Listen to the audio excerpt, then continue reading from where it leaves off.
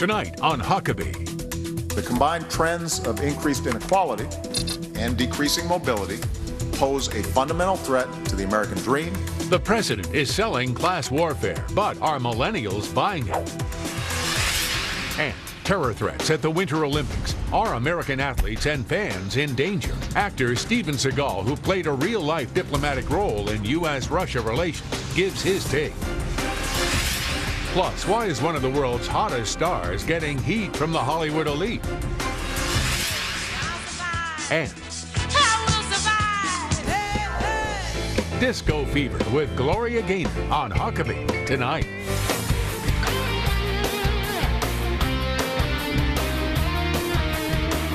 Ladies and gentlemen, Governor Mike Huckabee.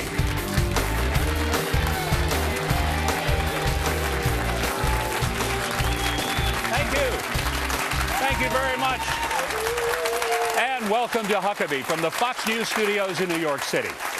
Okay, last week in this very segment, I explained that I think Democrats who accuse Republicans of a so-called war on women were outrageously insulting and condescending to women by treating them as victims of their gender.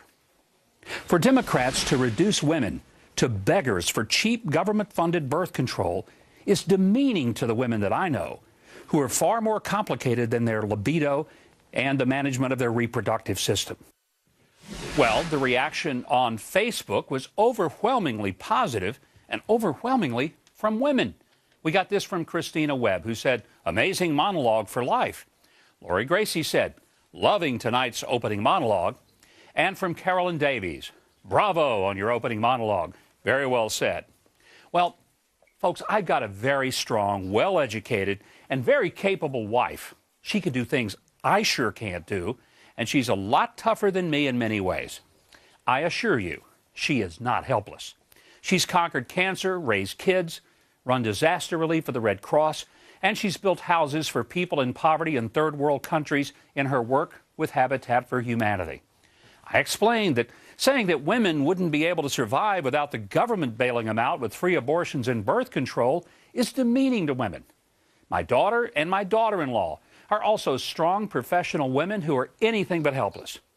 Well, this past week, I had the opportunity to speak at the winter meeting of the Republican National Committee meeting in Washington. Our party stands for the recognition of the equality of women and the capacity of women. That's not a war on them, it's a war for them. And if the Democrats want to insult the women of America by making them believe that they are helpless without Uncle Sugar coming in and providing for them a prescription each month for birth control because they cannot control their libido or their reproductive system without the help of the government, then so be it. Let us take that discussion all across America because women are far more than the Democrats have played them to be. Okay, so I repeated, thank you. I repeated those very words from my monologue. But I learned that you, my television audience, is much smarter than the media types who cover politics. Dana Bash of CNN and Casey Hunt of NBC, covering the speech, instantly tweeted out what they somehow thought I had said. Dana Bash tweeted this: "At RNC meeting, Mike Huckabee just said federal government shouldn't help women who can't control their libido with birth control." And Casey Hunt tweeted, "Huckabee, women helpless without Uncle Sugar coming in and providing them birth control because they can't control their libido." Well, trouble is, what they retweeted was the exact opposite of what I said. Now, to their credit, after some of their colleagues pointed that out, they tried to issue corrections. But by then, even White House Press Secretary Jay Carney was reacting to a completely phony story. Jay, not that long ago at the RNC winter meeting here in Washington, Mike Huckabee said that the Democrats' message to women is that they are, I'm reading from the report here, they are helpless without Uncle Sugar coming in and providing for them a prescription each month for birth control because they cannot control their libido or their reproductive system without the help of government. Is that the president's message? I haven't seen that report, but whoever said it, it sounds offensive to me and to women. Well, let me tell you who said it, Jay. I didn't say that. The reporter said it. And like you, I am offended by their misinterpretation. Well, of course, Carney is experienced at responding to a lot of phony stories and lies, like, you can keep your doctor, you can keep your health insurance. Benghazi was because of a YouTube video, and we don't spy on Americans.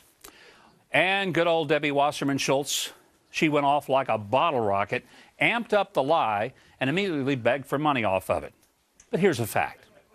It's impossible for women to be equal and then be characterized as helpless victims dependent upon the government to survive. Of course, facts don't get in the way of liberals who'd rather shout than talk. So, let me say it again. The Republicans don't have a war on women, but a war for women. We want them to have the power to choose their children's schools and not be forced to accept the government's choice for one that fails. We want them to be treated with respect for the decisions they make, whether it's a decision to raise children or enter the workforce. For the Democrats to believe that women can't make it without dependence on a government program or giveaway is disgusting. You know, there was a reason that I appointed more women to executive positions than any governor in my state's history, including Bill Clinton. I believe they could do the job and do it well. If the Democrats want to patronize women, that's their business. But the public deserves professional and accurate journalism, whether it's reported by men or women. And last week, some of the media could have used a little assistance in trying to be a little more accurate. A lot more accurate, in fact. Well, we've heard the mainstream media's reaction to my comments, so how do millennials feel about what I said? Joining me today, Francesca Chambers, editor of Red Alert Politics, Shia Ellis. He's a junior studying political science at the University of Notre Dame, and Kayleigh McEnany, editor of Political Prospect.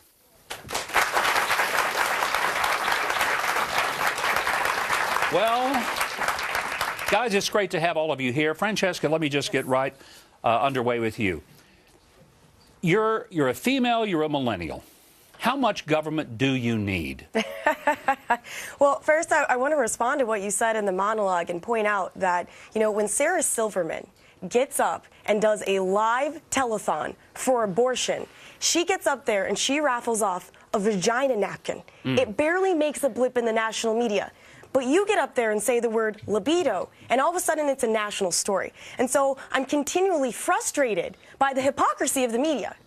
Yeah, I didn't think that it was such a... I don't see it as a vulgar thing at all. It's a God-given gift to human beings.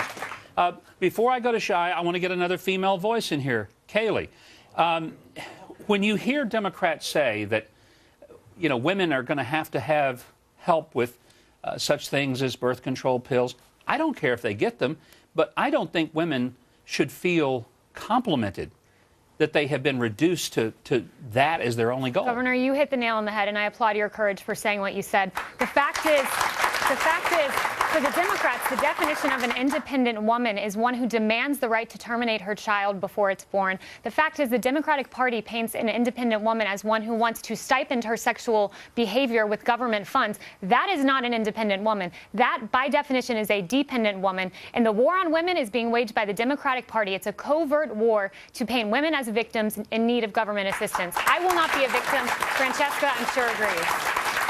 Shia, I'm going to just throw it out there. I mean, you're a guy. I don't know if we have an opinion on this.